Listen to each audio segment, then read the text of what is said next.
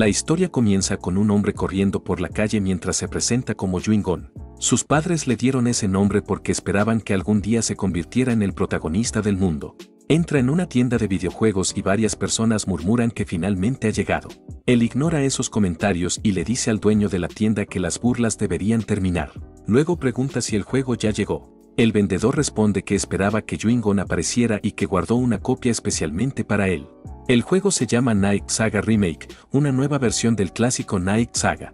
Explica que la historia del juego trata sobre una guerra eterna entre humanos y demonios. Los jugadores pueden elegir entre dos personajes principales, Locke, el héroe humano, o Sephiroth Ragnarok, el segundo hijo del rey demonio. Cada personaje tiene objetivos distintos y un camino diferente dentro de la historia.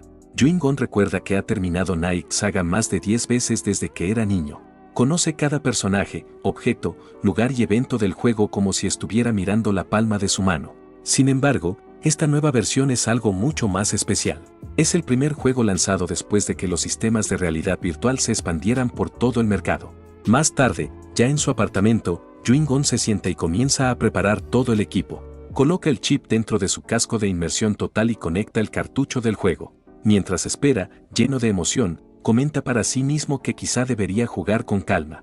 Decide que solo jugará 8 horas esa noche. En el momento en que es transportado dentro del juego, mira hacia arriba y observa un techo extremadamente brillante. Se pregunta si la carga del juego fue exitosa. Recuerda que Night Saga siempre empieza con el jugador despertando en una cama. Ese es el verdadero comienzo del juego. Pero esta vez algo se siente extraño. El cuerpo que está usando no le resulta familiar. De repente, una voz áspera le pregunta si todavía está dormido y le ordena que se levante rápido porque ese día será muy ocupado. Yuin-gon se sorprende por lo realistas que se ven los gráficos, casi imposibles de distinguir de la realidad. Cuando menciona esto, un enorme orco lo mira confundido y le pregunta qué quiere decir con gráficos. Yuin-gon no puede creer que esté teniendo una conversación tan natural con un NPC. Comenta que los anuncios del juego nunca mencionaron algo así. Luego le pregunta al orco su nombre y el orco responde que se llama Karak. Karak lo llama Príncipe Sutra y le dice que se apresure. En ese momento, Yuin-gon reconoce inmediatamente ese nombre. Sutra Ignis es el 9º hijo del rey demonio.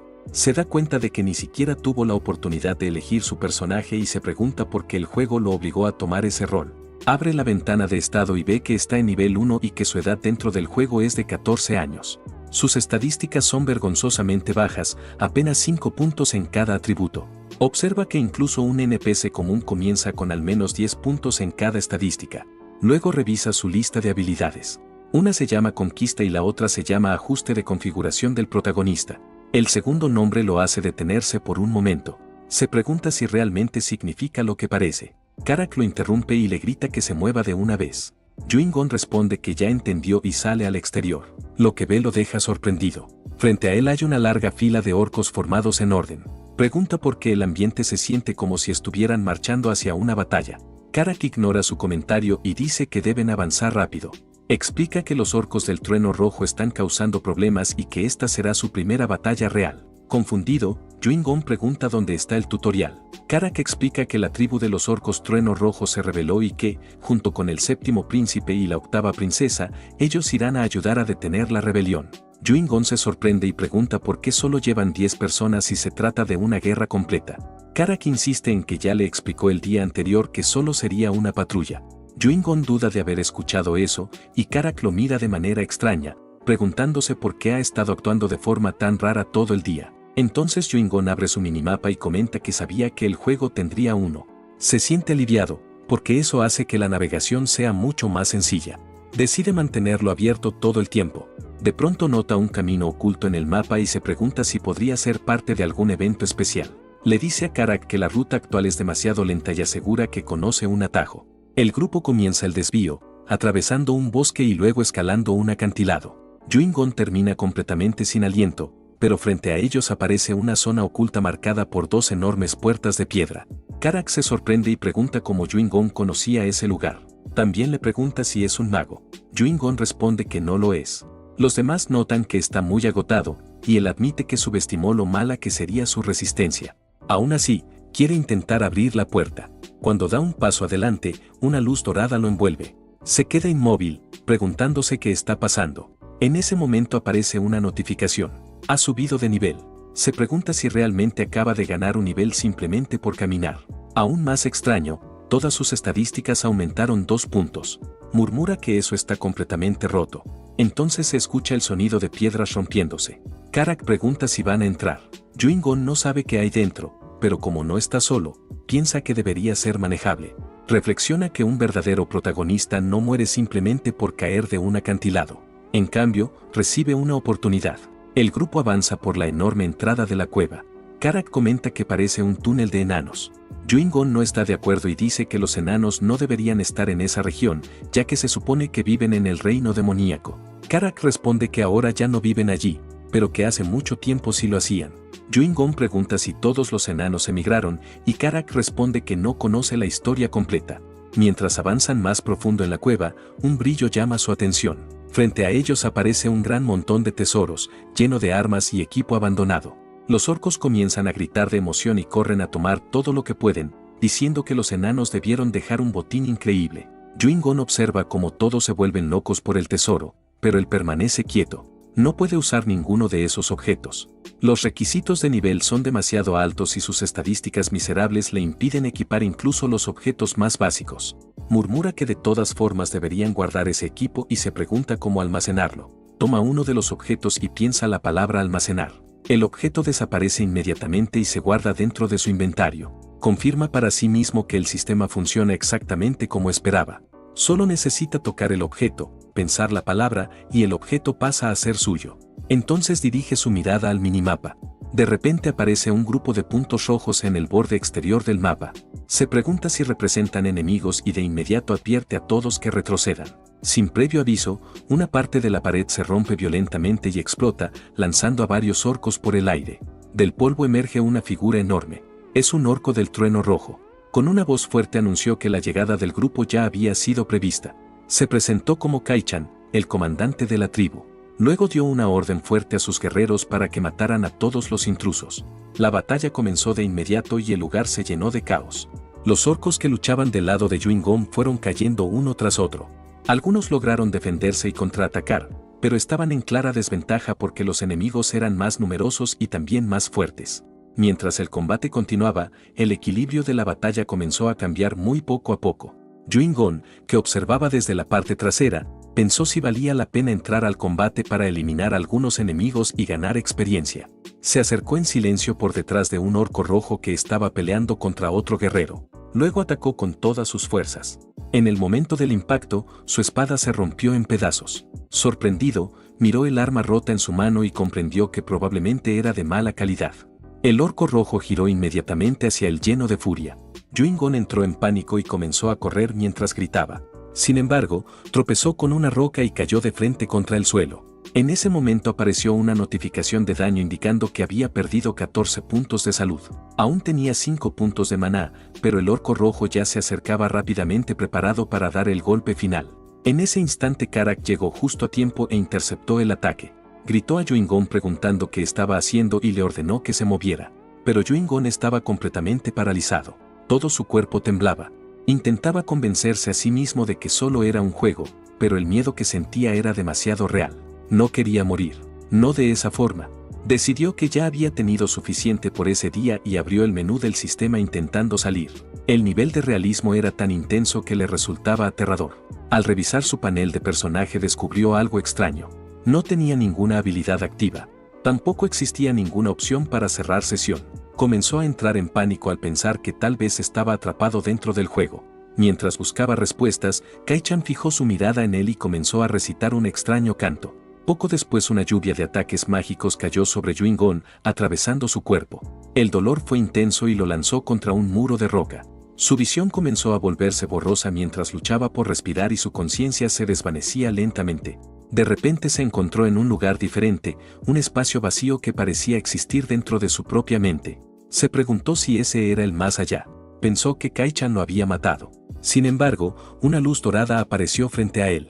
Una voz femenina resonó en la oscuridad y declaró que él estaba unido por el destino a ese mundo. La voz le ordenó conquistar y gobernar mediante la dominación absoluta. Cuando la mujer extendió sus manos, Yuin-gon notó que sus ojos eran de 2 colores diferentes. Antes de poder preguntar quién era o qué era, la luz lo envolvió por completo. En el campo de batalla, los orcos verdes seguían luchando con dificultad. Kaichan avanzó para apoyar a sus guerreros y se burló del pequeño grupo que había osado desafiar a su tribu. Decidió que no tenía sentido prolongar la pelea y ordenó a sus soldados que acabaran con todos. En ese momento Yuingón se levantó del suelo con una expresión confundida. Se preguntó si acababa de experimentar algún tipo de despertar. Kaichan lo vio de pie y exigió saber cómo seguía con vida. Una notificación apareció en la visión de Yuingón indicando que había adquirido la habilidad telequinesis nivel 1. Él murmuró con incredulidad porque no sabía cuándo había obtenido esa habilidad. Luego apareció otra sorpresa. Su trabajo secundario ahora figuraba como caballero de la conquista. Kaichan gritó a sus soldados que concentraran todos los ataques en el muchacho. Karak comprendió de inmediato la situación y rugió ordenando que protegieran al príncipe a cualquier costo. Nadie debía hacerle daño. Yuingón permaneció inmóvil mirando su ventana de estado. Comprendió que esa clase nunca había existido en el juego original. Luego clavó su espada en el suelo y sintió que el movimiento le resultaba completamente natural, como si siempre hubiera conocido ese poder. Miró hacia adelante y proclamó que el poder de la conquista era el poder de los reyes. Después levantó la voz y activó una habilidad llamada Bajo el estandarte del rey. Una luz dorada comenzó a girar a su alrededor y luego se expandió hacia los guerreros orcos. El efecto fortaleció a los orcos verdes. Ellos comenzaron a gritar que sentían una fuerza enorme dentro de sus cuerpos. Cargaron contra la tribu del trueno rojo como una gran ola. Uno de los orcos atravesó el pecho de un enemigo usando solo sus manos desnudas. Ya no necesitaban armas y parecían imposibles de detener. Kaichan comenzó a entrar en pánico al ver el cambio repentino. No entendía cómo la fuerza del enemigo había aumentado tan rápido. Sus ojos siguieron la energía dorada hasta su origen y descubrió que provenía de Yuingón. Furioso, lanzó 4 ataques poderosos directamente contra él. Yuingón vio venir los ataques, pero antes de que lo alcanzaran Karak saltó frente a él y los desvió con facilidad. Al observar a Karak luchar, Yuingón comenzó a recuperar confianza. Le ordenó avanzar mientras el poder de su mejora aumentaba cada uno de sus movimientos. Kaichan comprendió que la batalla estaba perdida. Intentó pedir que se detuvieran, pero ya era demasiado tarde. Karak se lanzó contra él con toda su fuerza y el golpe fue tan fuerte que su cabeza salió volando. Los orcos del trueno rojo que quedaban vieron la cabeza de su líder rodar por el suelo y escaparon llenos de miedo. Los orcos verdes comenzaron a perseguirlos mientras gritaban que ninguno debía escapar. En ese momento apareció un mensaje del sistema frente a Yuingón indicando que los logros de un general pertenecen a su rey. Inmediatamente subió 3 niveles seguidos. Mientras aún intentaba recuperar el aliento, Yuingón se preguntó qué estaba ocurriendo. A cierta distancia, Karak lo observaba con los ojos muy abiertos tratando de entender de dónde provenía ese poder. Luego volvió a mirarlo con una expresión de respeto y sorpresa, sin estar seguro de si el príncipe era realmente la fuente del milagro que acababan de presenciar. Más tarde, en el campamento, Yuingón revisaba su menú con desesperación. Repetía una y otra vez que no existía ningún botón de salida. No importaba cuánto buscara, esa opción simplemente no estaba allí. Intentó calmarse diciéndose que debía respirar y pensar con tranquilidad. Llegó a la conclusión de que solo existían 2 posibilidades. La primera era que estaba atrapado dentro de una realidad virtual y que tal vez algún error del sistema sería corregido en el mundo exterior. La segunda posibilidad era mucho más extraña. Tal vez aquello ya no era un juego. El entorno era demasiado real. Los detalles del lugar, la temperatura del aire y la forma en que cada sonido resonaba en las rocas hacían que todo pareciera completamente auténtico. Incluso notó con cierta sorpresa que su propio cuerpo estaba representado con todos los detalles, sin ningún tipo de censura. Ese pequeño detalle reforzó la idea de que tal vez ese mundo no era solo una simulación. Pensó que quizás realmente había cruzado a otro mundo. Luego una idea preocupante pasó por su mente. Tal vez morir era la única forma de salir. Sin embargo, descartó inmediatamente esa idea porque no estaba dispuesto a arriesgarse a probarlo. Por el momento decidió ver el lado positivo. Al menos no era un orco ni un ogro. Además ocupaba el papel de un príncipe. Eso significaba que su posición era muy favorable. En ese momento Karak entró en la tienda preguntando si podía hablar con él un momento.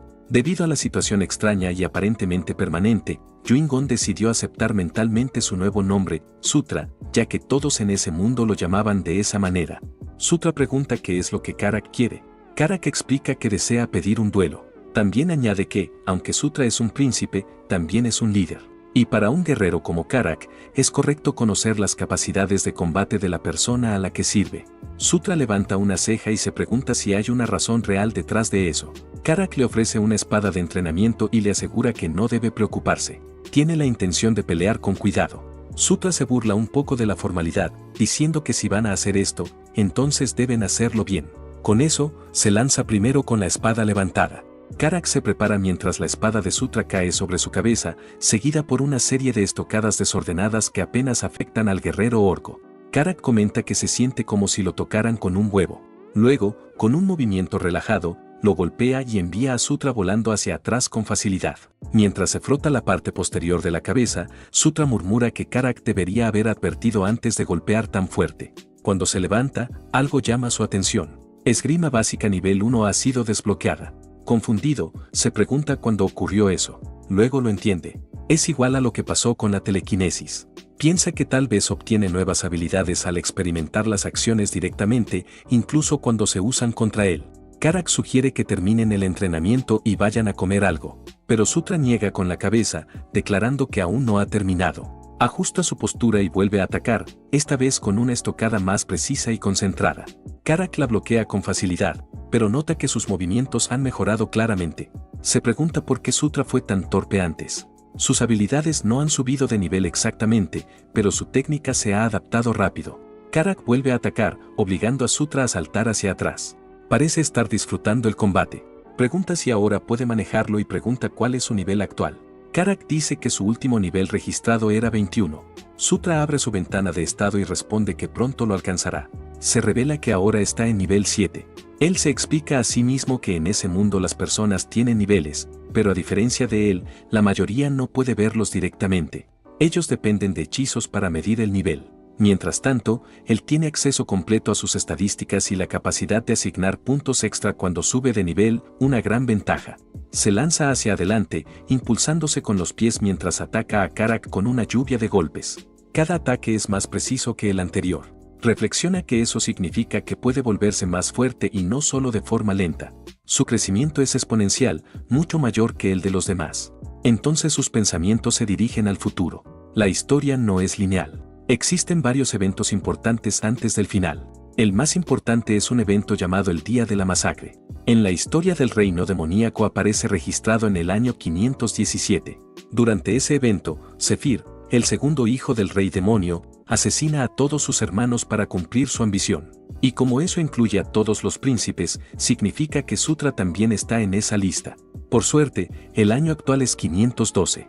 Todavía tiene tiempo, 5 años. Pero para sobrevivir, debe detener la masacre antes de que ocurra. Lo ideal sería volverse más fuerte que el propio Zephyr.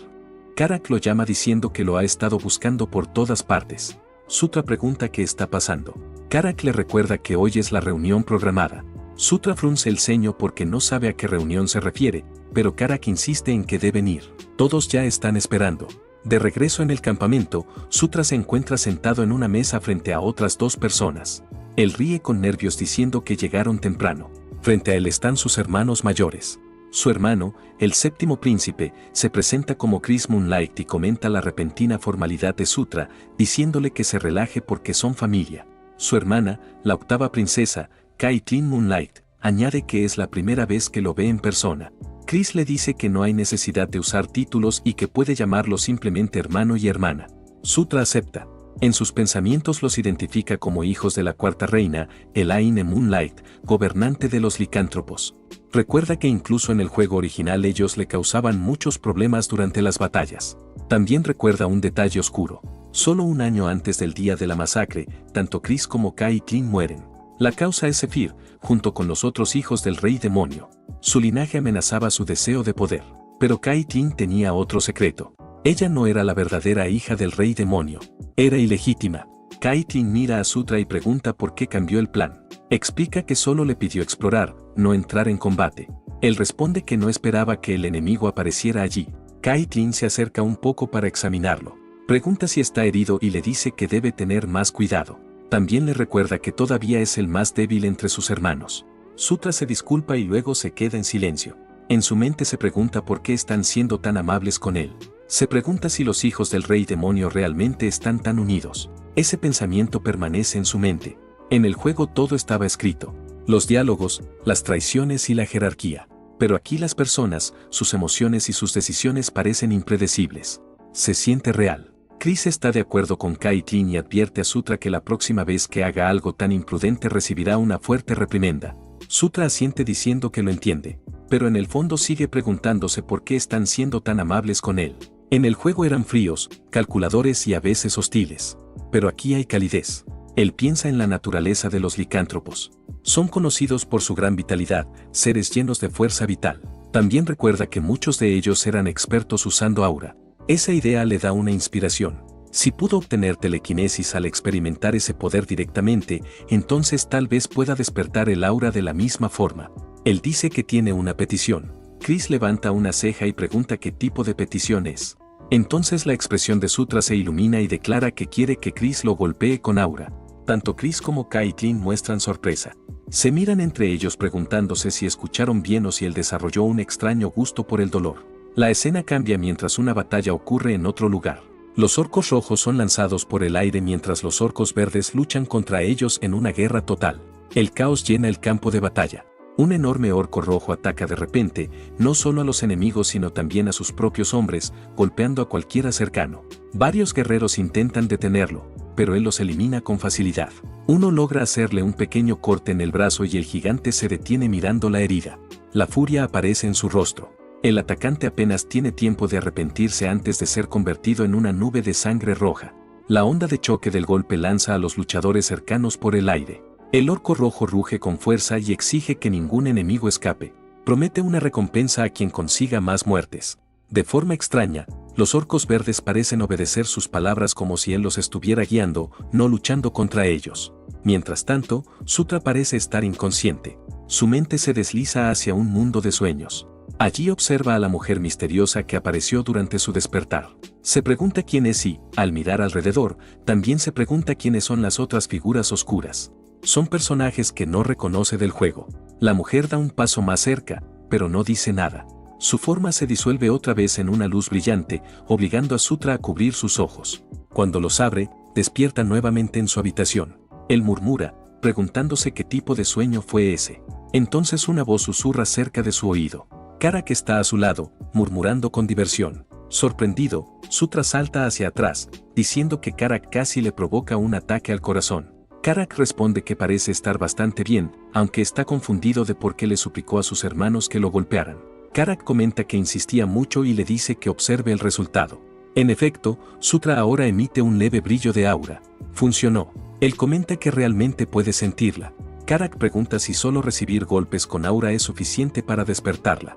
Sutra responde que al menos parece ayudar en parte. Karak entonces pregunta si fue él quien los llenó de poder durante la última batalla en la cueva. Sutra asiente y Karak dice que ahora lo entiende.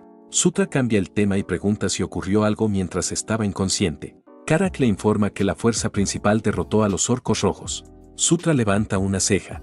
Él había pensado que sus hermanos fueron enviados para enfrentar esa amenaza. Karak se ríe ante esa idea y dice que eso es absurdo. Pregunta si Sutra sabe lo enorme que es la tribu de los orcos rojos. Sutra pregunta quién dirigió la operación. Karak responde que fue el general Vandal. El nombre sorprende a Sutra. Vandal es uno de los guerreros más fuertes del reino. Cuando Sutra jugaba como Zephyr, Vandal se había convertido en uno de sus subordinados más confiables. Ese recuerdo provoca otra comprensión. Vandal no se convierte en subordinado de Zephyr hasta el año 515. Actualmente es el año 512. Eso significa que Vandal todavía es libre. Aún no ha jurado lealtad a nadie. Sutra ve una gran oportunidad. Él conoce las debilidades de Vandal, sus comidas favoritas, sus recompensas preferidas y su estilo de combate. Lo más importante es que conoce la clave para reclutarlo, derrotarlo en un duelo. Con ese conocimiento está seguro de que puede reclutar a Vandal antes de que Zephyr tenga la oportunidad. Es un primer objetivo sólido. Conseguir un subordinado poderoso y leal. De regreso en el campamento de Caitlyn, Chris se escucha gritar con incredulidad. Quiere saber si Sutra realmente alcanzó lo básico del aura en solo un día. Sutra explica que puso todos sus puntos de subida de nivel en aura, así que ese resultado era de esperar. Ni siquiera se trata de especialización. El aura mejora de forma pasiva todas las estadísticas físicas, lo que la vuelve mucho más valiosa que la telequinesis. Chris murmura que es ridículo y luego se pregunta si quizá tiene relación con que Sutra sea de la raza Gandharva. Chris pregunta si Sutra puede dibujar un mapa de los túneles que exploraron. Sutra responde que probablemente sí. Aunque no tiene un mapa real, posee un minimapa que muestra el lugar con bastante detalle. Pide papel y una pluma y, cuando se los dan, empieza a dibujar. Cuando termina, Chris examina el dibujo y dice que es incluso más preciso que el mapa que ellos tienen. Lo llama un genio. Sutra se ríe con modestia.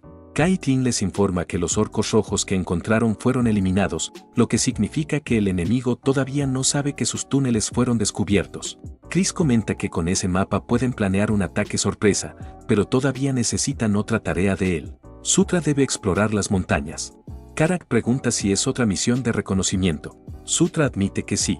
Después de todo, todavía es el más débil entre sus hermanos. Karak se muestra agradecido de que hayan llegado refuerzos, y Sutra da crédito a los logros que obtuvieron recientemente. Karak está de acuerdo y suelta una pequeña risa. Más adelante observan a dos figuras. Kai-Tin, ahora cubierta con una túnica, y otra mujer. Sutra pregunta qué ocurre y por qué Kai-Tin está vestida así. Ella le indica que baje la voz. No sabe que puede traer esta misión, así que lo seguirá en secreto y solo intervendrá si se vuelve peligroso. Insiste en que el mérito debe ser solo para él. Sutra cuestiona su lógica, preguntándose si es ingenua o simplemente muy comprensiva, pero decide no rechazar su ayuda. La otra mujer se presenta como Seira, ayudante de Kai-Tin. Sutra la saluda con educación. Kai-Tin le dice que se concentre en explorar. Ellas lo seguirán con discreción. Él acepta y el grupo vuelve al sistema de cuevas enanas que habían explorado antes. Mientras avanzan, Karak comenta que las salas están extrañamente vacías. Es como si todo lo valioso hubiera sido retirado. Sutra está de acuerdo. Parece poco probable que los enanos abandonaran sus tesoros. Cuando pregunta por las armas que encontraron antes, Karak dice que tal vez no eran valiosas según los estándares enanos. Sutra admite que esa explicación tiene sentido. De pronto Karak se pone rígido. Dice que algo se acerca. Sutra también lo escucha. Revisa su minimapa y confirma que un grupo grande viene hacia ellos. Abre su inventario y sonríe diciendo que estaba preparado para esto. Muestra un objeto mágico de destello que preparó antes. Les dice a todos que cierren los ojos cuando dé la señal. En el fondo de la cueva aparecen decenas de criaturas. Son arañas del tamaño de perros que caminan sobre las rocas con piedras sujetas a la espalda. Arañas de roca. Monstruos que viven en lugares oscuros, se mueven en grupos y poseen veneno capaz de paralizar a sus presas. Sutra da la señal y lanza la magia de destello hacia arriba. En el momento en que explota, la cueva se llena de una luz dorada cegadora. Las arañas chillan, aturdidas y paralizadas. Sutra anuncia que la luz las inutiliza por completo. Después de todo son criaturas de sombra. Ordena al equipo que las elimine. Los guerreros avanzan con las espadas listas. Las arañas intentan resistir, pero están completamente superadas. El grupo las elimina con facilidad. Sutra observa con satisfacción. Otra misión completada. Otro paso adelante. Sutra permanece en la retaguardia, evitando el choque directo mientras observa el campo de batalla con su minimapa. Amplía la vista del combate y recuerda que las arañas de roca siempre se mueven en grupos, y que cada grupo es liderado por un jefe dominante. Lo identifica rápidamente. Es más grande y más peligroso, escondido más profundo entre las sombras. Le dice a Karak que lo siga y explica que van a eliminar al jefe directamente. Karak indica que entiende, y ambos avanzan por el campo de batalla con gran concentración, moviéndose entre los combatientes y aprovechando los espacios dentro del caos. Finalmente la araña jefe aparece a la vista. Es enorme, mucho más grande que las demás, y Karak grita al notar su presencia. Sin dudarlo, Karak salta alto y baja su hacha con toda su fuerza contra el caparazón de la criatura. Para su sorpresa, el ataque no hace nada. La hoja rebota sin causar daño. Sutra hace una mueca y comenta que lo olvidó. Su caparazón es casi imposible de penetrar. Las hachas no funcionan en ese caso. Su debilidad es el fuego, pero por desgracia todavía no ha desbloqueado ninguna magia basada en fuego. De pronto, la araña comienza a mostrar grupos de pequeños ojos que parpadean y se abren por toda su espalda. Karak retrocede alarmado cuando el jefe fija su atención en él. La enorme criatura empieza a cargar. Sutra entra en pánico y murmura que el fuego es la única forma, pero no tiene ninguno. Justo en ese momento, la voz de Kai-Tin se escucha desde atrás, indicándole que levante su espada. Él hace lo que le dicen y de repente llamas envuelven la hoja. Sutra queda sorprendido y pregunta si ella está usando magia. Ella lo confirma y pregunta si ese encantamiento será suficiente. Desde atrás, canaliza su energía hacia él, actuando como apoyo mágico. La araña jefe se lanza hacia adelante. Cuando se acerca, Sutra se prepara. En el momento en que el polvo se levanta por el impacto, él sale de la nube y corre hacia adelante. Escala la pata de la araña y une su espada encantada con su esgrima básica. Entonces usa la técnica llamada hoja ardiente. La espada cubierta de llamas comienza a cortar la gruesa armadura de la criatura, dejando líneas rojas brillantes sobre su piel. La araña grita mientras su cuerpo empieza a arder, mientras Sutra continúa atacando. Las llamas la consumen por completo. Entonces la luz lo alcanza. Una luz dorada conocida que indica varios aumentos de nivel. Avisos aparecen frente a su vista y su nivel sube hasta 9. Él grita con emoción. Kai-Tin pregunta si está bien y qué era esa luz. Él duda un momento y luego afirma que es una especie de bendición. Nada de qué preocuparse. Ella pregunta si es un don relacionado con ser un Gandharva. Él lo confirma. Luego ella pregunta cómo pudo enfrentarse tan bien a la araña de roca. Sus movimientos eran demasiado precisos para hacer simples suposiciones. Él responde que leyó sobre ellas en un libro. En realidad, luchó contra ellas muchas veces cuando jugaba el juego, y cada movimiento quedó grabado en su memoria muscular. De repente Karak llama su atención y dice que encontró algo. Caminan hacia allí y descubren una puerta oculta. La empujan y entran en una cámara con poca luz. Sutra se queda quieto. Reconoce la estructura al instante. Es un portal de ciudad de estilo enano. Karak pregunta si sabe qué es, y Sutra responde que tiene una idea. Las marcas son enanas y aunque nunca encontró una jugando como Zephyr, sí lo hizo cuando jugaba como el héroe humano. Explica que probablemente se activa cuando se infunde con magia. Le dice a Kai-Tin que parece ser un dispositivo de teletransportación. Ella pregunta si está seguro. Seira, observando la estructura, dice que coincide con la teoría de Sutra. Kai-Tin se pregunta si pueden saber el destino. Seira explica que tal vez haya algunas inscripciones cerca. Karak señala una pared y menciona unos grabados débiles. Todos se acercan. La escritura es desconocida para la mayoría. Karak pregunta si Kai-Tin puede leerla. Ella dice que no. Seira también admite que no entiende nada. Entonces Sutra sorprende a todos al leerlo en voz alta. Dice que se identifica como el portal número 2 de la montaña Sisa, conectado con el portal número 3. A mitad de la frase se detiene, preguntándose cómo puede entenderlo. Un aviso del sistema confirma lo ocurrido. Ha adquirido la habilidad de escritura enana. Ahora puede leer ese idioma con facilidad.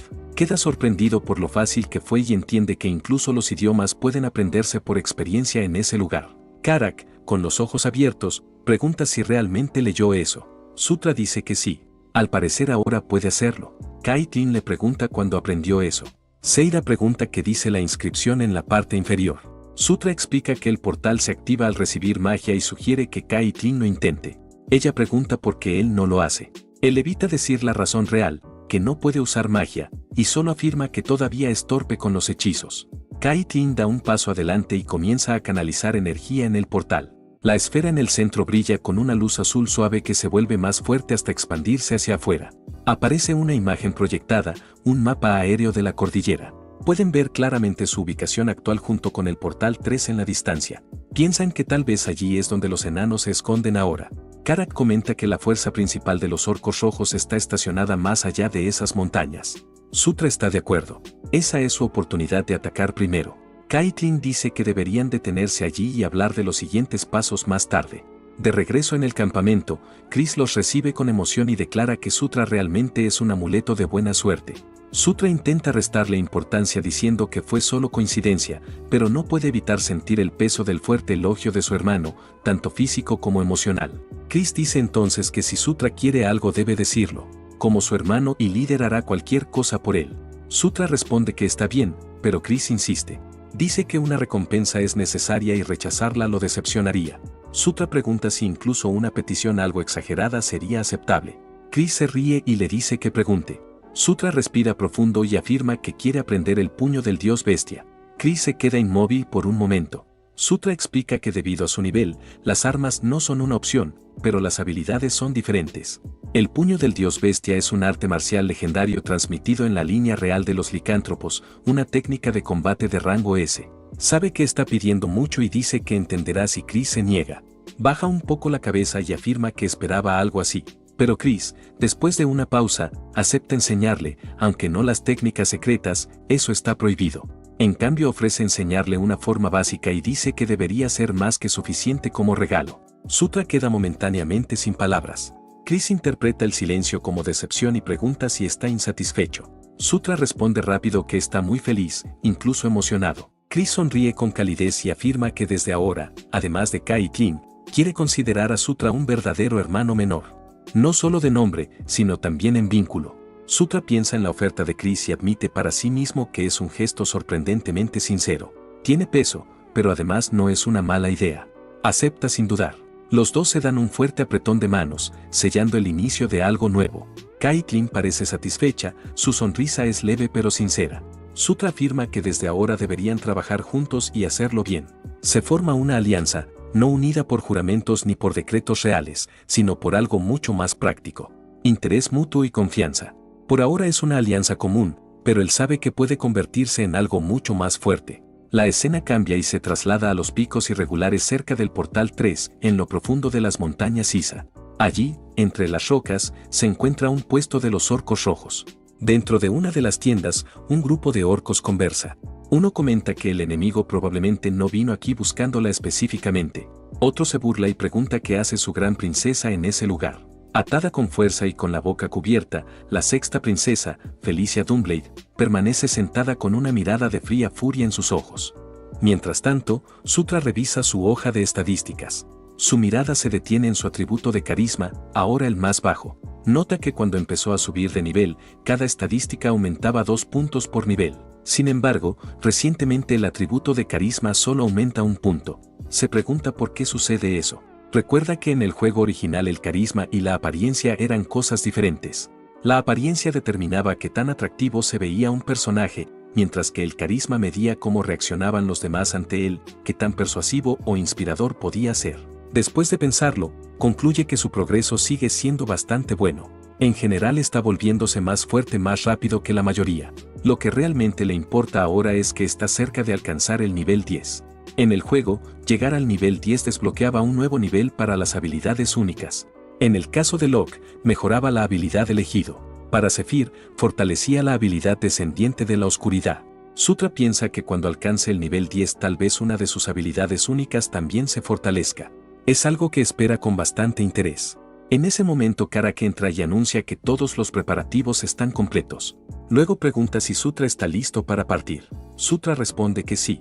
Karak, con un tono sorprendentemente alegre, comenta que parece estar de buen humor y le pregunta qué ocurrió. Sutra simplemente dice que no es nada importante. Afuera, las unidades orcas están formadas y listas. Sutra da la señal y la expedición comienza.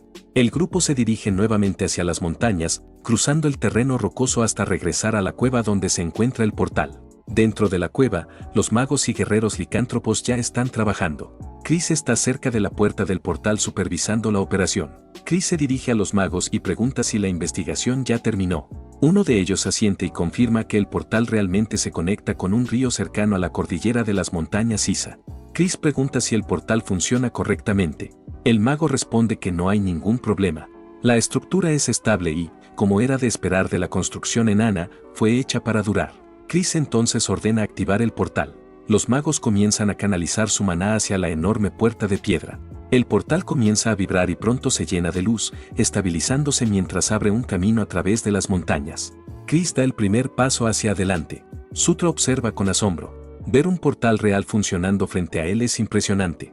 Usarlos dentro de un juego es una cosa, pero presenciarlo en la realidad es completamente diferente.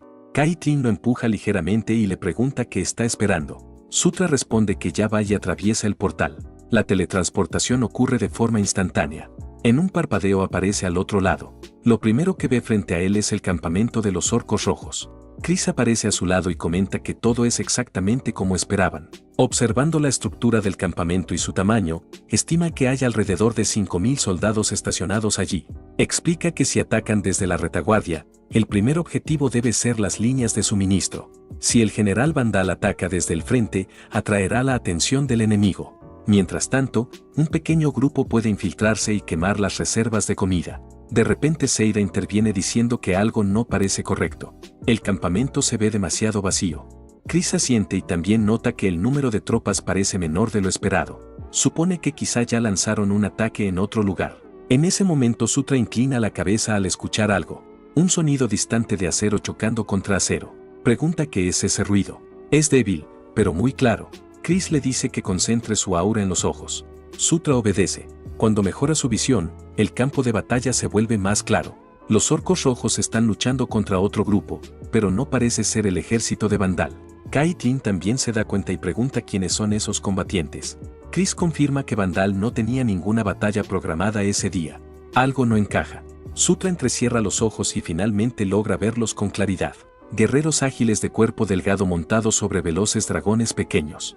Los reconoce inmediatamente. Son elfos oscuros. Sutra lo afirma con seguridad. Los jinetes que montan esas criaturas definitivamente son elfos oscuros. Caitlyn se sorprende y pregunta si está seguro. Sutra responde que su complexión pequeña y las monturas lo dejan muy claro. Chris observa cómo la batalla cambia de rumbo y comenta que los elfos oscuros parecen estar retirándose. Supone que su líder debió caer y ahora se están retirando rápidamente. Karak observa la situación y pregunta si realmente esa fue la conclusión del combate. La mente de Sutra comienza a pensar rápidamente.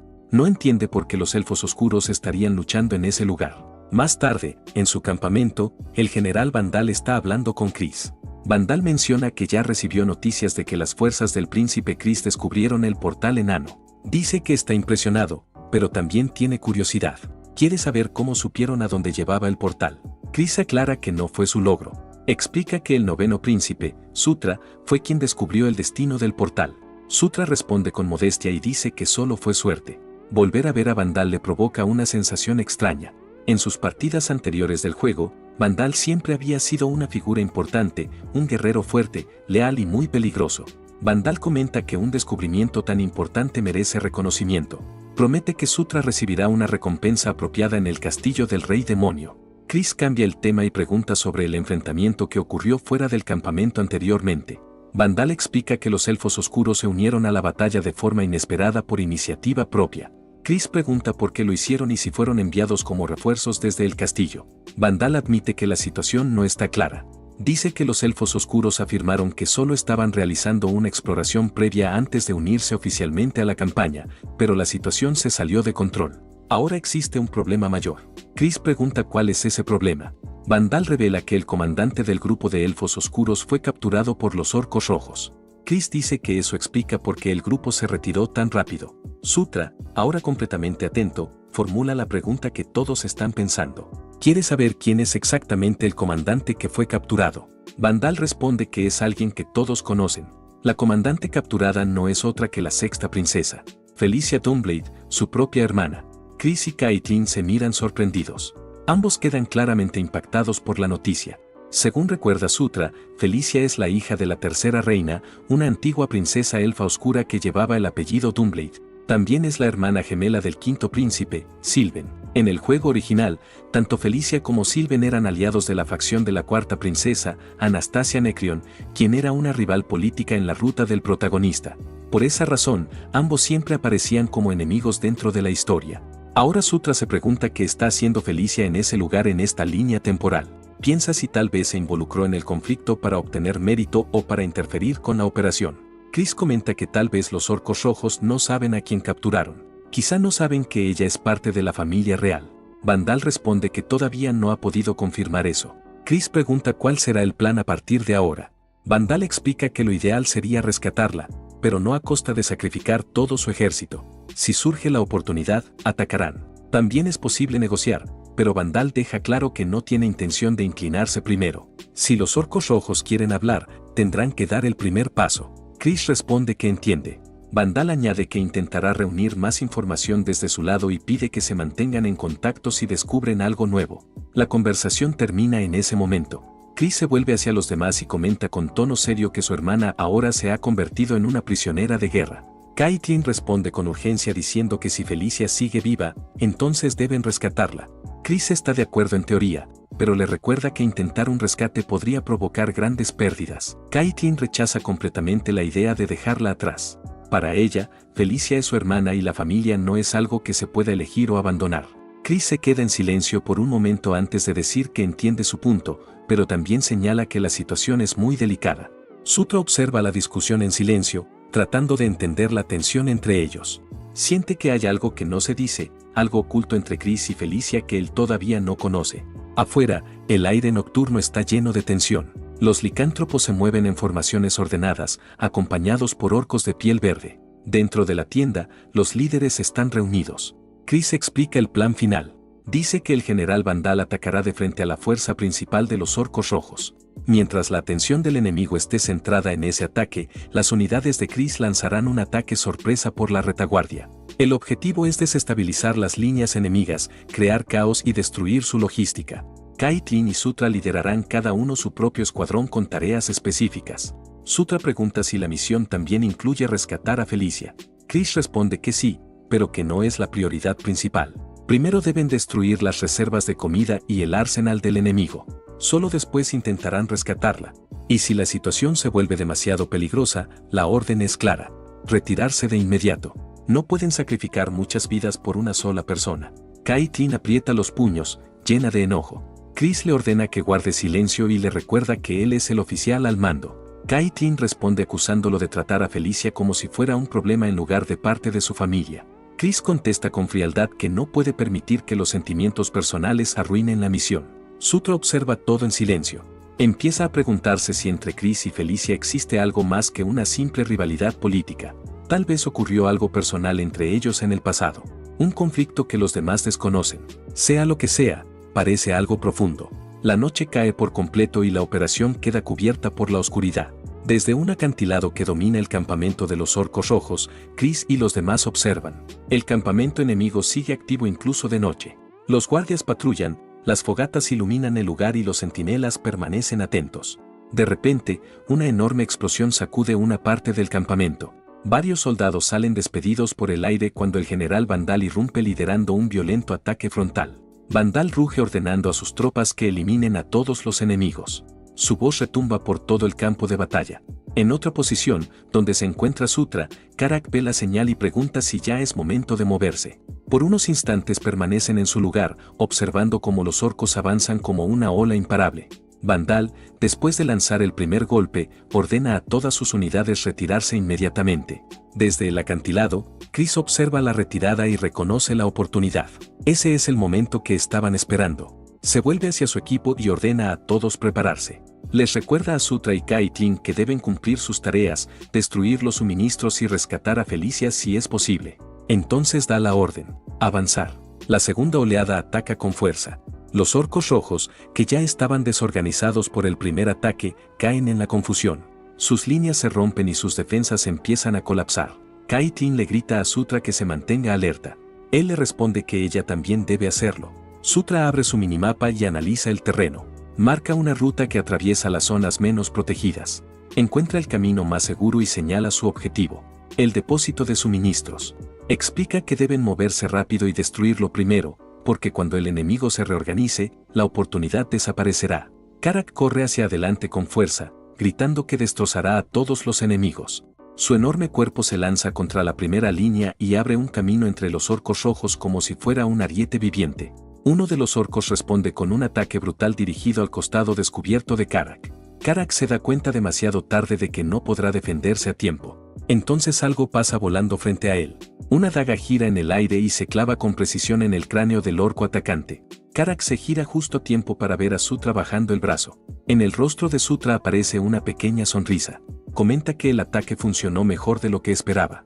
Karak parpadea sorprendido y pregunta cuándo aprendió a lanzar armas de esa manera.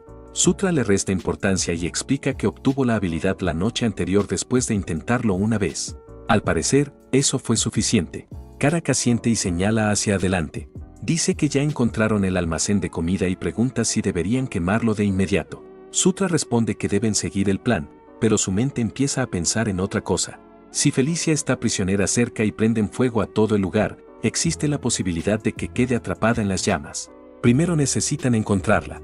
Rápidamente abre su minimapa y busca señales. Explica que los NPC con alineación neutral normalmente aparecen marcados en azul o púrpura. Después de unos segundos encuentra la ubicación. Le hace una señal a Karak para que lo siga y ambos corren hacia una tienda cercana. Dentro, Sutra afirma que ese debe ser el lugar. Desde las sombras se escucha una voz. Sutra se gira y ve a Felicia. Está encadenada y sentada en el suelo, mirándolo con incredulidad. Felicia exige saber qué está haciendo allí. Sutra le dice que no se mueva y corre hacia ella para quitarle las cadenas. Le explica que ese lugar pronto quedará envuelto en llamas y que si quiere vivir, deben salir de inmediato. Mientras trabaja en las cadenas, su mente sigue pensando con frialdad. Si la salva ahora, ella quedará en deuda con él. Una deuda real que podría ser muy útil en el futuro. Felicia sigue confundida. Todavía pregunta por qué él, entre todas las personas, está allí. Cuando las cadenas finalmente caen al suelo, ambos salen corriendo. Sutra dice que deben reunirse con Chris y Caitlin. Felicia, aún tratando de recuperar el aliento, pregunta si realmente vinieron a rescatarla. Sutra responde sorprendido y pregunta por qué lo duda. Felicia le dice que él no entiende lo complicada que es la política dentro de la familia real. Las cosas no son tan simples. Antes de que pueda explicar más, Karak grita desde adelante. Refuerzos enemigos se están acercando. Sutra le dice a Felicia que se mantenga cerca. Ella asiente, pero duda por un instante y pregunta cuándo empezó a usar su nombre de forma tan casual. Mientras corren, Felicia nota un peligro. Una lanza vuela hacia ellos desde atrás. Felicia grita una advertencia. Sutra se gira justo a tiempo para recibir el impacto completo en la espalda. La lanza atraviesa su cuerpo. Sangre sale de su boca y de repente todo su cuerpo se envuelve en llamas mágicas. Karak y Felicia gritan su nombre mientras observan con horror. Su figura queda completamente envuelta en fuego y su cuerpo cae al suelo convertido en una masa ardiente. La respiración de Felicia se acelera mientras el pánico comienza a crecer. Uno de los orcos corre directamente hacia ella. Antes de que pueda alcanzarla, una bola de fuego golpea el rostro del orco y lo lanza varios metros hacia atrás. Felicia se gira sorprendida. Frente a ella, Sutra está de pie nuevamente. Avanza lentamente entre el humo. Su cuerpo brilla débilmente. Ahora posee el control de maná nivel 1 en la habilidad Flecha de Fuego. Una sonrisa segura aparece en su rostro mientras lanza proyectiles de fuego con gran velocidad y precisión, incendiando todo a su alrededor. Para sí mismo piensa que ese es exactamente el poder que esperaba encontrar. Magia real, cruda, explosiva y completamente satisfactoria. Incluso en nivel 1, el hechizo Flecha de Fuego golpea con la fuerza de un meteorito. Entonces, detrás de él, una explosión de hielo aparece. Sutra se gira y ve a un mago orco rojo preparando otro hechizo. Esta vez, una flecha de hielo. Observa cómo el proyectil toma forma y nota que está dirigido directamente hacia Felicia. Ella corre hacia él preguntando si está bien. Sutra la empuja a un lado justo cuando las flechas son lanzadas, indicándole que se mantenga atrás. En su mente, piensa que no puede permitir que ella reciba ese ataque. No después de que todo esto comenzó por su culpa. Ahora esta pelea le pertenece. Las flechas impactan. El hielo explota a su alrededor con gran violencia, lanzando fragmentos en todas direcciones. Cuando la niebla se disipa, Sutra apenas se mantiene en pie, con una flecha incrustada en el pecho. Su barra de vida cae a 13 de 95. Le cuesta respirar y apenas logra mantenerse consciente. Sabe que otro golpe así lo terminaría. Felicia corre hacia él, enfadada, llamándolo idiota. Quiere saber quién le pidió que actuara como héroe. Sutra la observa con una leve sonrisa. Se pregunta si está fingiendo o si realmente está preocupada. Ella vuelve a reclamarle, recordándole que es el más débil de los hermanos y cuestionando por qué pensó que debía protegerla. Él sonríe débilmente, pensando que su malentendido juega a su favor. Luego mira hacia el mago enemigo, preparándose para otro ataque, pero se sorprende al ver al orco caído en el suelo, inconsciente. Felicia se arrodilla junto a él y le pregunta dónde aprendió a usar magia. Sutra se da cuenta de que ella es mucho más fuerte de lo que pensaba. Además, ahora cree que él hizo todo eso por ella. Una luz verde suave comienza a brillar en su pecho. Felicia está curándolo. Sus manos emiten un brillo mientras la magia se introduce en su cuerpo, cerrando la herida. Sutra se sorprende.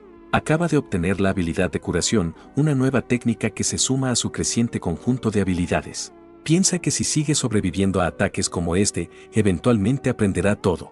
También reflexiona que la magia de curación de Felicia es impresionante, algo esperado de alguien considerada una genio de su generación. Felicia le pregunta si ya se siente mejor y si puede moverse. Sutra responde que ya está bien gracias a ella.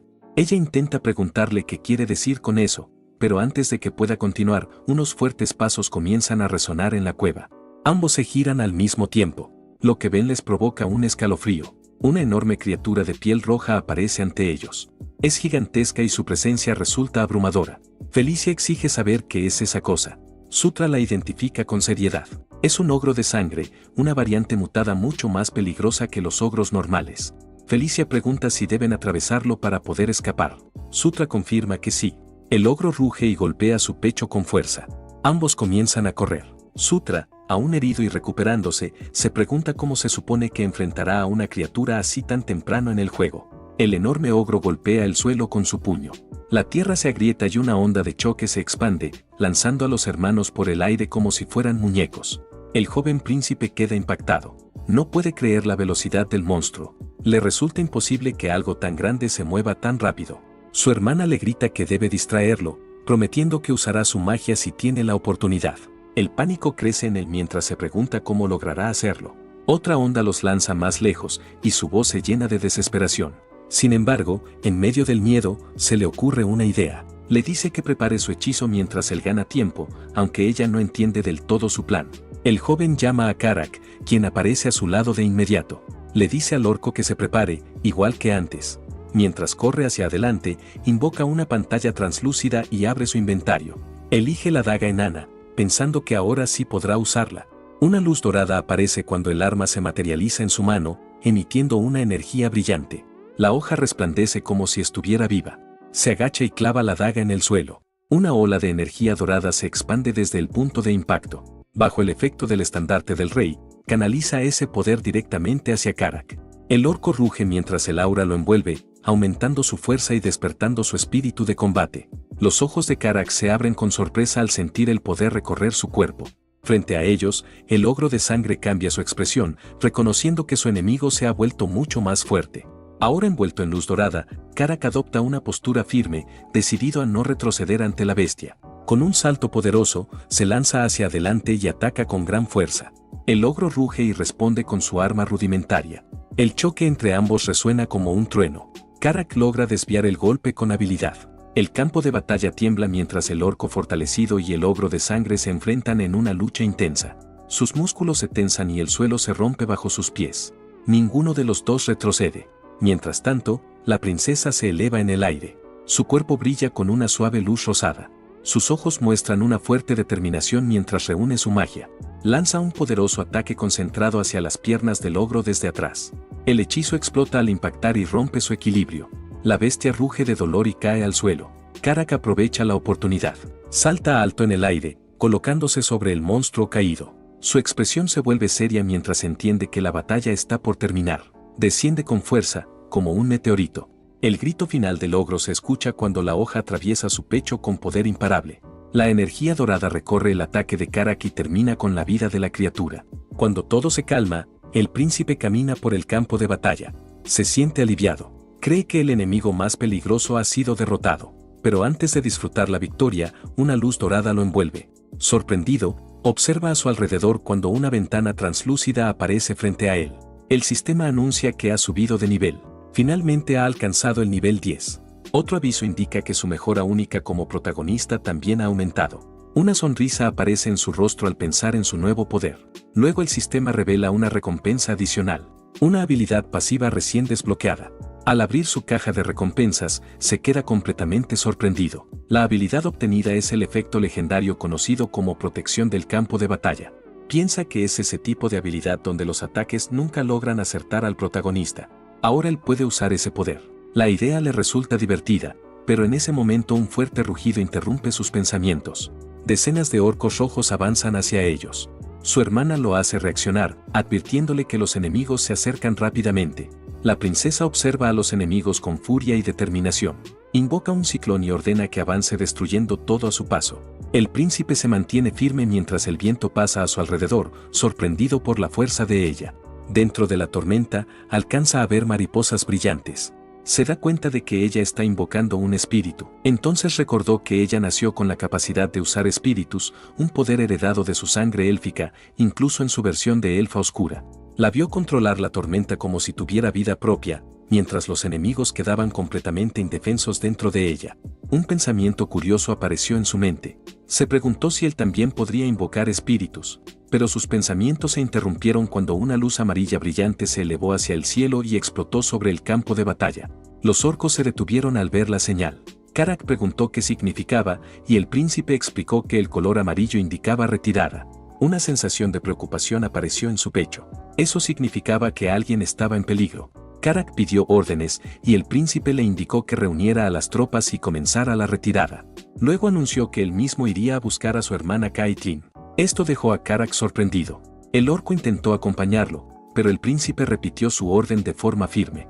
En ese momento, Felicia dio un paso al frente. Dijo que iría con él. Karak se quedó en silencio. Felicia explicó que no le gustaba deber favores y que quería pagarle por haberle salvado la vida. También añadió que tenía asuntos pendientes con el enemigo y que pensaba resolverlos. Finalmente, Karak aceptó, advirtiéndole al príncipe que tuviera cuidado. El joven aceptó sin dudar. Mientras avanzaban, Felicia preguntó por qué era necesario buscar a Caitlin. El príncipe explicó que la orden de retirada le parecía sospechosa.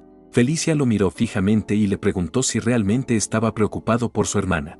Él respondió que era normal que los hermanos se preocuparan entre sí, aunque en el fondo él solo veía a Caitlin como una aliada confiable. Felicia escuchó su respuesta en silencio, con una expresión pensativa y algo dudosa. Continuaron avanzando por el campamento destruido, donde el fuego y la sombra se movían bajo la fría luz de las estrellas. A su alrededor, el campamento enemigo estaba cayendo en el caos. En otra zona, un gran grupo de orcos rojos avanzaba con furia contra una sola persona. Era Caitlin. Ella se mantenía firme frente a todos, con la mirada concentrada y sin perder la calma. Liberó una serie de ataques de energía que detuvieron a la primera oleada con explosiones violentas. Los orcos gritaban mientras eran alcanzados por los impactos. Sin embargo, muchos más seguían avanzando. Uno lanzó un arma hacia ella, pero Caitlin la esquivó con facilidad. Luego creó una espada de energía brillante y contraatacó. Con un solo movimiento, liberó una onda que atravesó a varios enemigos al mismo tiempo. En ese momento, el príncipe y Felicia llegaron al lugar. La encontraron de pie entre los cuerpos derrotados. El príncipe sintió alivio y una leve sonrisa apareció en su rostro al darse cuenta de que su preocupación no era necesaria. Caitlin se giró de inmediato y les exigió saber por qué no obedeció la orden de retirada. Se veía realmente confundida por su explicación de que vino a ayudarla. Luego, Caitlin corrió hacia Felicia y la abrazó con fuerza. Se mostró claramente aliviada de verla con vida. Admitió que estaba muy feliz de que hubiera sobrevivido. Felicia, un poco sonrojada, respondió que se preocupaba demasiado por cosas sin importancia. El príncipe observó la escena con una leve sonrisa, pensando que ambas se llevaban bien. Después miró su mapa y notó que varias unidades enemigas se acercaban a su posición. Una ventana del sistema apareció confirmando el peligro. Les dijo que debían retirarse de inmediato. Caitlin le indicó que él guiara el camino mientras ella y Felicia cubrían la retaguardia. Finalmente llegaron a un portal oculto, custodiado por orcos aliados que los esperaban.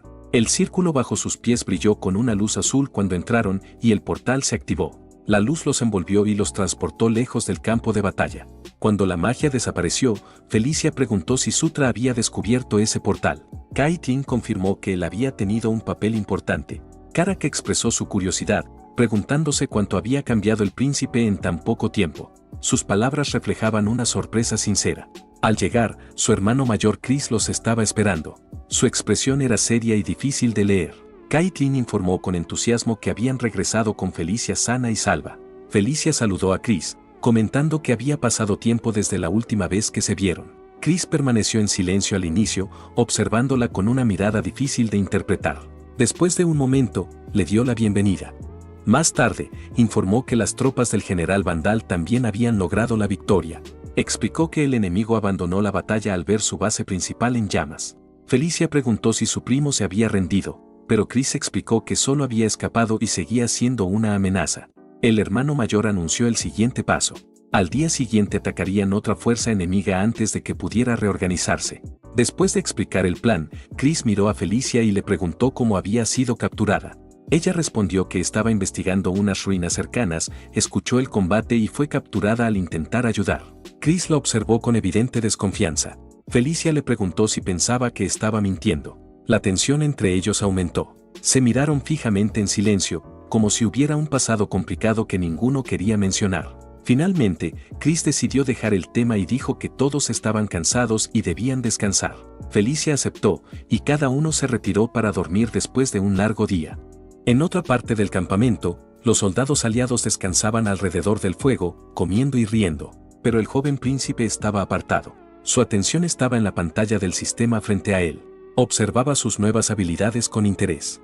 Aún así, admitía que, a pesar de toda su magia, su recurso más confiable seguía siendo su aura. Sus pensamientos se interrumpieron cuando Felicia apareció en la entrada. Dijo que quería hablar con él. El príncipe preguntó qué necesitaba a esa hora, pero ella no respondió de inmediato. Se quedó en silencio con una expresión seria. Luego repitió su nombre y se acercó lentamente. De repente, lo sujetó por la ropa y lo jaló hacia ella. Él se quedó completamente inmóvil, sorprendido. Su mente no lograba procesar lo que estaba pasando. Felicia se acercó aún más y le hizo una petición inesperada. Le pidió que se quitara la ropa. El rostro de Sutra se puso rojo mientras intentaba entender lo que escuchaba. Sin embargo, ella mantuvo un tono calmado y explicó que lo que quería era tratar adecuadamente las heridas que él había recibido durante la batalla. Al escuchar eso, los ojos de Sutra se abrieron con sorpresa. De inmediato sintió alivio, y su confusión desapareció cuando comprendió sus verdaderas intenciones. Felicia le explicó que la curación que había realizado antes solo había sido un tratamiento básico para estabilizarlo. Debido a eso, quería asegurarse de que no tuviera heridas ocultas, por lo que insistía en usar un hechizo de curación más completo. Aún así, él no pudo evitar sentirse un poco decepcionado. Luego ella preguntó por el extraño brillo en su cuerpo, pero Sutra lo ignoró y dijo que no era nada importante. Aprovechando la situación, decidió cambiar el tema y le pidió un favor. Le explicó que era algo que solo ella podía hacer. En ese momento, una pequeña intención oculta apareció en su mente. Gracias a la cooperación de Felicia, logró obtener 3 nuevas habilidades: curación, cura de veneno y cura de enfermedades.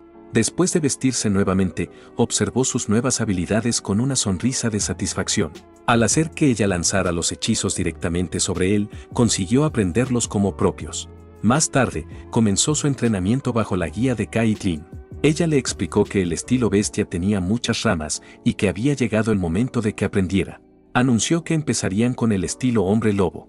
Mientras hablaba, apareció un símbolo azul brillante en forma de lobo, representando la disciplina marcial de los licántropos. Este estilo, explicó, era la base sobre la cual se construían técnicas más avanzadas. Ese día, el enfoque sería el control interno del aura. Le indicó que cerrara los ojos y se concentrara.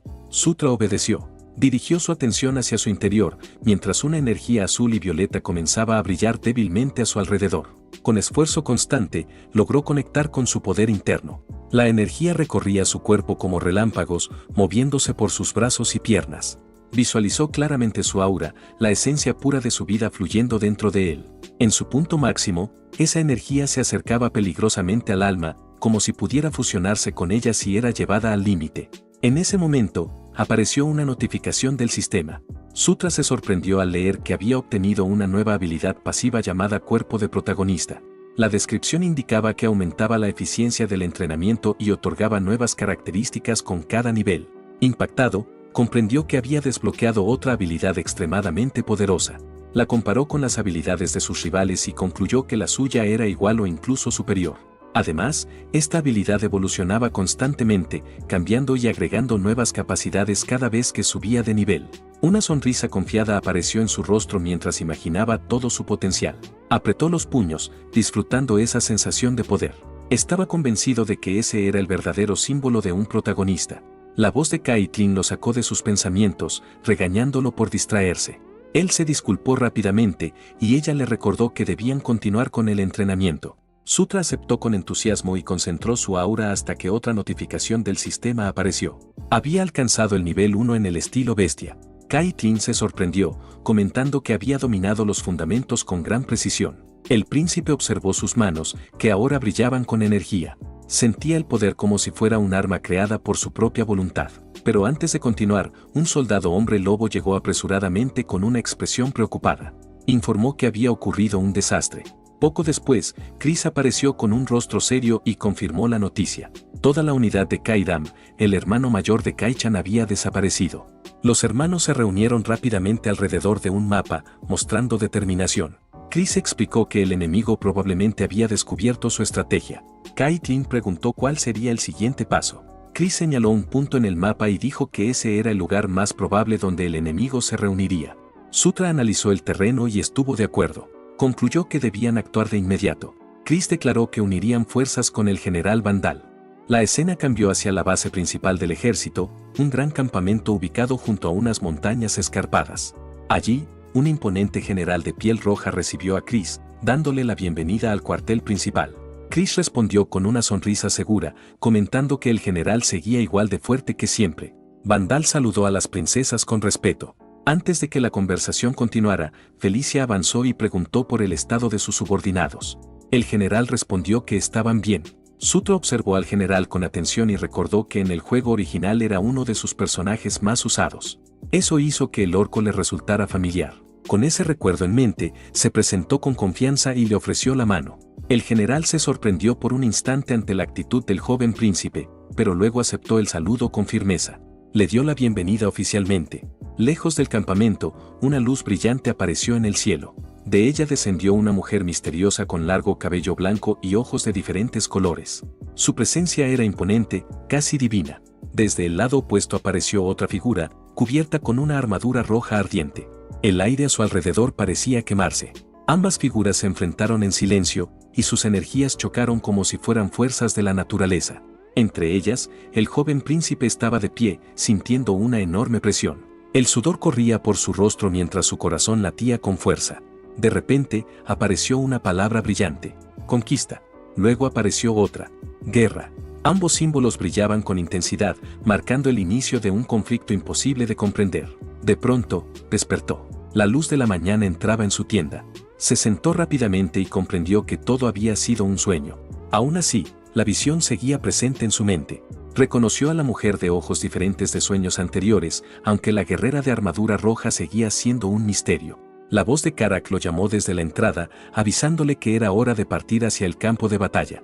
El príncipe se levantó de inmediato y salió junto a su compañero. Afuera, el campamento estaba lleno de actividad.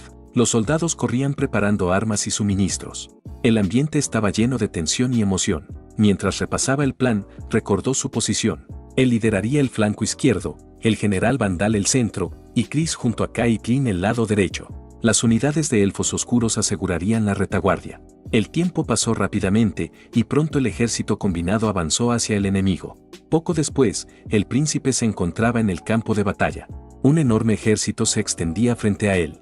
El sonido de miles de soldados llenaba el aire. El ejército enemigo era igual de grande.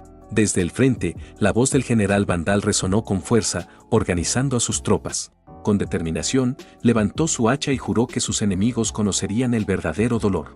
Luego, con un grito tan fuerte que hizo temblar el suelo, dio la orden de atacar. Los orcos rojos avanzaron con fuerza por el campo, con escudos en alto y armas listas. Su líder enemigo observaba desde la distancia con desprecio, considerándolos unos tontos. Sin embargo, apenas terminó de pensar eso, una enorme explosión estalló en medio de las tropas que avanzaban.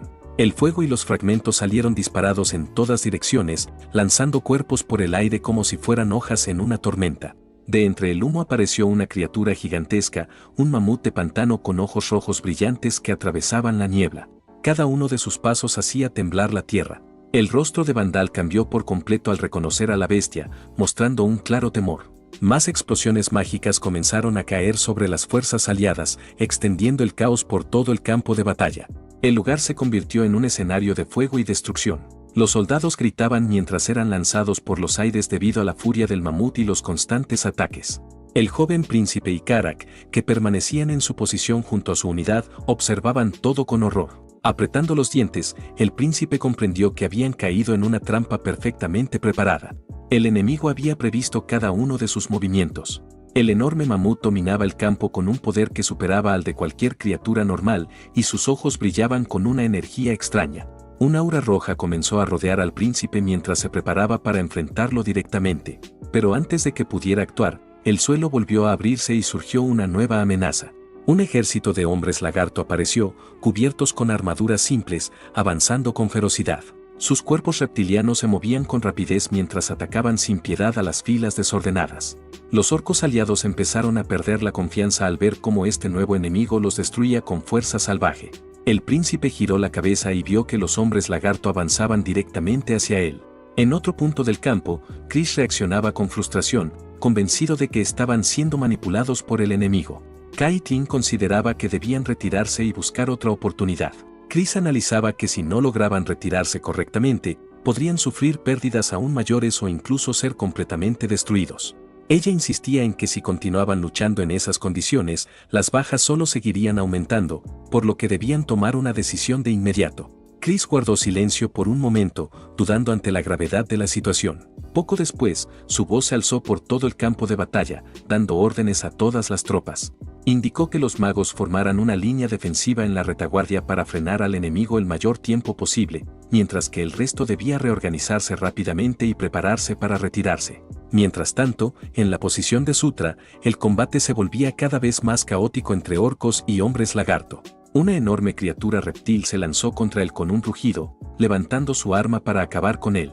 Por un instante, el príncipe quedó paralizado, pero la voz de Karak lo sacó de ese estado, obligándolo a reaccionar antes de que fuera demasiado tarde. Al recuperar la conciencia, el príncipe entendió la verdad.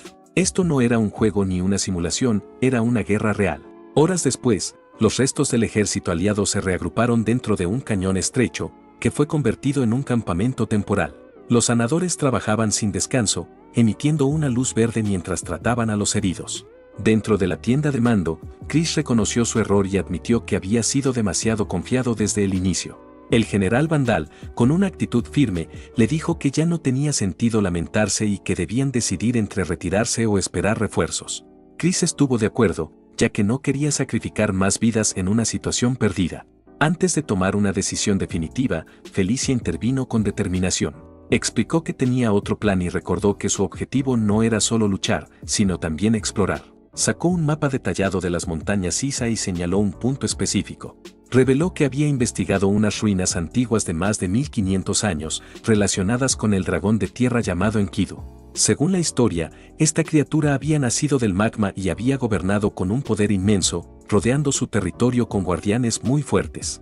Entre ellos estaban los enanos de las montañas, obligados a crear armas para una bestia divina. De esas leyendas surgió una creación muy especial, el Yunque del Trueno. Felicia explicó con seguridad que este objeto tenía el poder de controlar quimeras y liberar magia capaz de destruir ejércitos enteros. Señaló con firmeza el lugar en el mapa donde creía que se encontraba y aseguró que, si querían ganar la guerra, debían encontrarlo. También afirmó que ese era el verdadero motivo por el que había llegado hasta allí.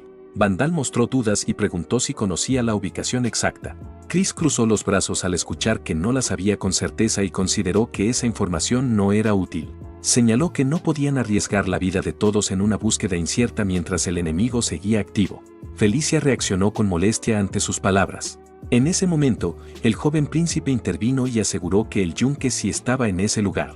Explicó para sí mismo que en el pasado había encontrado ese objeto cuando jugaba como otro personaje, y que luego confirmó la historia mediante conocimientos antiguos. Con firmeza, expresó que confiaba en Felicia. También dijo que esta era una oportunidad importante para cambiar la situación. Chris lo interrumpió, insistiendo en que no se trataba de confianza, sino de no perder tiempo. El príncipe, aunque molesto, señaló un punto en el mapa y explicó que existía una leyenda relacionada con ese lugar, lo que indicaba que la entrada a las ruinas debía estar cerca. Prometió que podría encontrarla si le daban la oportunidad de explorar y asumió toda la responsabilidad en caso de fallar. Pidió que confiaran en él al menos una vez. Luego invocó una luz verde y aparecieron caballos espectrales, una invocación simple pero útil que recordaba de su experiencia pasada. Los jinetes se elevaron rápidamente y avanzaron en formación por el cielo. Ya montado, el príncipe pensó que al menos habían logrado iniciar la búsqueda del yunque. Con determinación, dejó atrás todo lo demás. Karak comentó que la velocidad era extrema y le advirtió que debía sujetarse bien. El príncipe, sin dudar, se inclinó hacia adelante y pensó que no caería. Recordaba haber montado de esa forma muchas veces antes. El viento golpeaba su capa mientras calculaba que llegarían a las ruinas en aproximadamente una hora. Además, con su mapa interno, encontrar la entrada sería sencillo. Sin embargo, su verdadera preocupación era cómo guiar al grupo sin revelar su ventaja. Decidió pensar en eso mientras avanzaban. Mientras sobrevolaban el terreno iluminado por la luna, recordó los mapas de túneles que había estudiado anteriormente. Notó patrones en ellos y pensó que, combinando esa información con el terreno actual, podría ubicar el lugar exacto. Miró a sus compañeros y se preguntó si su explicación había funcionado. Caitlin y Karak lo observaron en silencio, con la mirada fija en él, y dejaron claro que lo que había dicho no tenía sentido. El príncipe pensó que debía ignorar el asunto, pero una voz firme lo impulsó a tomar el mando. Entonces se giró y llamó a Felicia. Ella cruzó los brazos, dio a entender que comprendía la situación y aceptó que él liderara. Él se sorprendió al ver que su engaño había funcionado, levantó la mano y ordenó que todos lo siguieran. Felicia soltó un leve suspiro de molestia, pero aún así obedeció. El grupo avanzó por el bosque hasta que una pared de roca irregular bloqueó su camino. Uno de ellos señaló el obstáculo y Karak dudó, preguntándose si realmente esa era la entrada, ya que todo parecía incorrecto. El príncipe sonrió ligeramente y dejó claro que nunca había dicho que ese fuera el acceso directo. Caminó a lo largo del acantilado, apoyó la mano en una zona marcada de la roca y le indicó a Caitlin que rompiera ese punto. Ella se sorprendió al escuchar eso y dudó, preguntándose si realmente debía hacerlo, aunque finalmente aceptó intentarlo. Felicia observó con desconfianza y cuestionó la idea, sin creer que el yunque estuviera dentro de esa pared. El príncipe explicó que, según sus cálculos, si atravesaban ese punto podrían evitar a los guardianes del lugar. Comenzó a detallar su plan, pero Felicia lo interrumpió con molestia, criticando la idea de que Caitlin pudiera destruir roca sólida con sus manos y cuestionando esa lógica. El príncipe se quedó pensativo, sin saber qué otra opción proponer. En ese momento, Felicia avanzó con una ligera sonrisa mientras una energía pálida comenzaba a rodear sus brazos. Con un movimiento rápido, liberó una serie de explosiones de energía azul y blanca que golpearon la pared. Grietas se extendieron por toda la roca hasta que finalmente se derrumbó con un fuerte estruendo. El aire se llenó de polvo y fragmentos, obligando al grupo a retroceder. Cuando todo se calmó, Felicia bajó las manos, sorprendida de que realmente hubieran encontrado algo. Frente a ellos apareció un pasillo tallado en piedra, oscuro y antiguo. Karak observó el lugar y se preguntó si en el centro de esa estructura se encontraba el objeto que buscaban. El grupo avanzó con cautela, sus pasos resonando en el interior. En el centro encontraron una estructura metálica rodeada de energía. El príncipe la observó detenidamente y concluyó que ese debía ser el último mecanismo de protección y que dentro se encontraba el yunque. Karak preguntó si debían destruirlo, pero el príncipe explicó que no podían hacerlo, ya que podrían dañar el objeto. Felicia examinó la estructura y dedujo que debía haber algún mecanismo, señalando las estatuas que los rodeaban. Observó que de las 9 estatuas, solo 3 sostenían armas, mientras que las otras 6 estaban vacías. Caitlin sugirió colocar armas en las manos vacías, pero Felicia explicó que no sería tan sencillo, ya que las armas debían ser de origen enano. El problema era dónde conseguir esas armas. En ese momento, el príncipe levantó las manos y afirmó que tenía 6. Felicia reaccionó con sorpresa. Él explicó que las había guardado anteriormente porque no podía utilizarlas debido a su bajo nivel, sin imaginar que serían útiles ahora. También mencionó que había recogido equipo adicional en los túneles. Karak observó la pequeña bolsa del príncipe y dudó de que pudiera contener tantas armas. El príncipe, aunque incómodo, disimuló y le pidió que simplemente las tomara. Karak aceptó sin insistir. El grupo se distribuyó y colocó las armas en las manos de las estatuas. Estas comenzaron a moverse lentamente, acompañadas de sonidos mecánicos, mientras sus ojos se iluminaban. Cuando la última arma fue colocada, un sonido profundo resonó en toda la sala. Una vibración intensa recorrió el lugar y líneas de energía comenzaron a fluir hacia la estructura central. Una luz brillante se expandió mientras el aire se agitaba con fuerza. Alguien notó que la estructura se estaba abriendo. El príncipe dio un paso al frente, observando con atención. Cuando la luz disminuyó, reveló un bloque metálico cargado de energía, temblando como si contuviera una tormenta en su interior. Él reconoció que ese objeto era el yunque del trueno. El grupo permaneció alrededor del artefacto, iluminados por su brillo azul. Felicia explicó que aún faltaba un último paso para activar correctamente el dispositivo antiguo.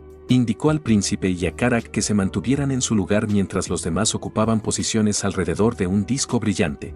Explicó que debían canalizar energía mágica en el dispositivo, comenzando por ella y aumentando el flujo de manera ordenada. Todos tomaron sus posiciones formando un círculo perfecto. Al prepararse, Felicia les pidió concentración. Extendió las manos y reunió una energía azul que se movía como relámpagos entre sus dedos. Esa energía se expandió, conectando a todos mientras vertían su poder en el artefacto. La sala comenzó a vibrar con una fuerza intensa. De pronto, Felicia exigió más energía a su hermano, quien respondió de inmediato, esforzándose por mantener el ritmo. Ella alentó al grupo a continuar sin perder la concentración. Ambos continuaron alimentando el dispositivo, mientras la presión mágica aumentaba cada vez más. El príncipe apretó los dientes, concentrando toda su fuerza en el proceso. De repente, un rayo enorme salió disparado desde el yunque, elevándose como una lanza de energía pura. El impacto destruyó la cima de la montaña con una explosión de luz y sonido.